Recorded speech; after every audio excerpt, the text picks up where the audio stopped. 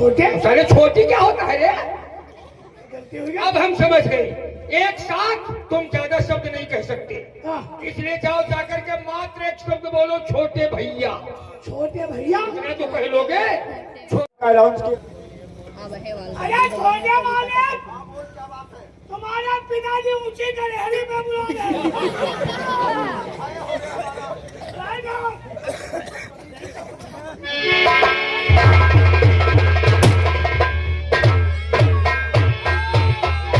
मैं जैसी से सरखम सरे मेराज करता हूँ और मैं अपने पिताजी को नमस्कार। तो बुलवाया है किस लिए? और पिताजी अपने पास और राजा दिल फरमाइए जो बातें हो।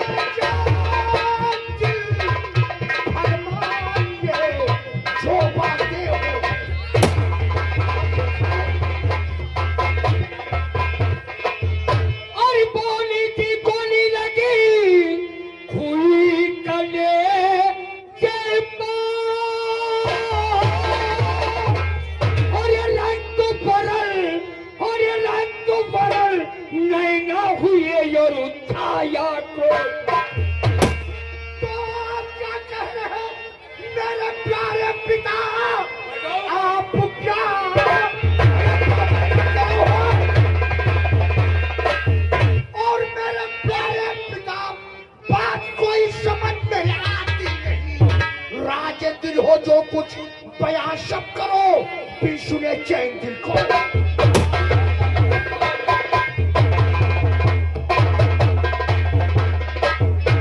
पापा हर बात को खुले शब्दों में आना क्या करो, और ये हमें बताओ ये कौन साला कमबख्त था जो हवेली के अंदर हमें बुलाने गया था? अरे बुलाने के लिए तो गया था अपने नौकर रमुआ। रमुआ गया था और रमुआ को तो हमने भेजा तभी वो बुलाया। आज बेटा लेकिन बहुत ज्यादा गुस्से में कुछ लग रहे हो। ठीक है, मैं रमुआ को बुला देता हूँ। अरे रमुआ, ओ रमुआ,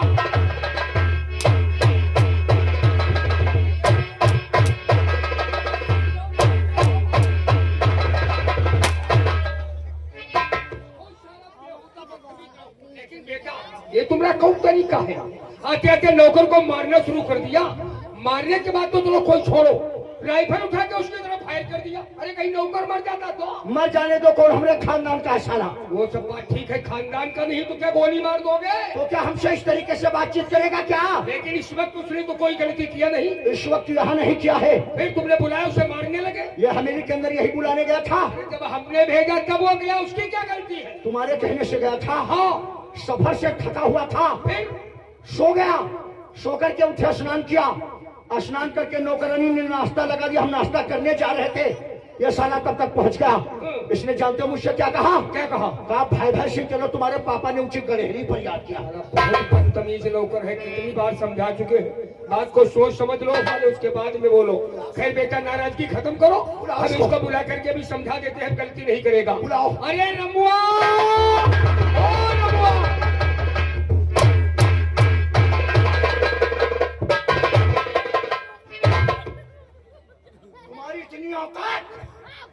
तुम हमको भाई भाई सिंह कहोगे? उठाकर हम तुम्हें भेजे के भर पटेंगे साले। बहुत गरम है, हर वक्त गरम रहता हूँ। कई महीना कई महीने से कई महीने गरम हो। कहा हम महीने से गरम है कार्य। अस्पताल नहीं गए रहो, क्या करने चाहे अस्पताल? गरम हो अरे साले, हमारा दिमाग हर वक्त मूड गरम रहता है। तो तुम जान के रहो, तुम्हारा मुर्दा खराब हो, हमारा फेफड़ा खराब है। तुम्हारा मुंह तो गरम है। अरे साले, हर वक्त मेरा मूड गरम रहता है। और शुक्र इस बात का मना कि पापा ने तेरे पर रहमो करम फरमा दिया, राइफल की नाल पकड़ लिया, जो हवाई फायर हो गई।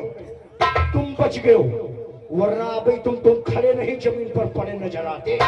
देखो ठाकुर साहब के पुराने नौकर हैं, तब हे बचे हो आज। इसीलिए ठाकुर साहब हम पे रहम खा के आपकी नार पकड़ ली। ऐसा नहीं करते बेटा। देखो, अरे नहीं, गाली गंदा नहीं बेटा। अरे नहीं बेटा, शांत शांत। देखो ऐसा है बेटा, इस नौकर के पास मजबूरी है। कहे की मजबूरी है? देखो पहली बात तो ये नौकर अपना पढ़ा लिखा नहीं है। अरे पढ़ा लिखा नहीं तो साला के इस तरीके से बातचीत करेगा? अरे दूसरी बात कानों से ज्यादा बहिरा भी है, काम तो फास्ट करता है बहिरा है, लेकिन कमजोरी कमी ये है कि आधी बात सुनता है और सारा भाग खड़ा होता है। तो इसका मतलब पूरी जानकारी नहीं लेता, भाग पड़ता है। खड़ा होता है, कहता है काम जल्दी हो जाए, हमारी शाबाशी हो जाए, और जल्दबाजी में काम जाता है। ज्यादा बनने के बजाय वो काम बिगड़ जाता है। चलो सारी बातें छोड़ो, तुमने अचानक हमें क्यों याद किया? क्या देखो काम है? अचानक बुलाए जाने का कारण तुम्हारे साथ साथ हर इंसान को इस बात की जानकारी है कि मैं रियासत की तौर कर का जमींदार हूँ। हर एक इंसान जानता है पापा। जमींदार के साथ साथ मैं यहाँ का जमींदार भी हूँ, क्योंकि हमारी इतनी जगह जमीन किसी के पास नहीं है। हजारों बीघे जमीन हमारे पास होने के नाते हाँ, हाँ। हमारे फार्म पर 150-200 लेबर हर समय काम किया करते हैं। पापा जब इतना लंबा कारोबार है तो 150-200 लेबर काम नहीं करेंगे तो काम कैसे होगा?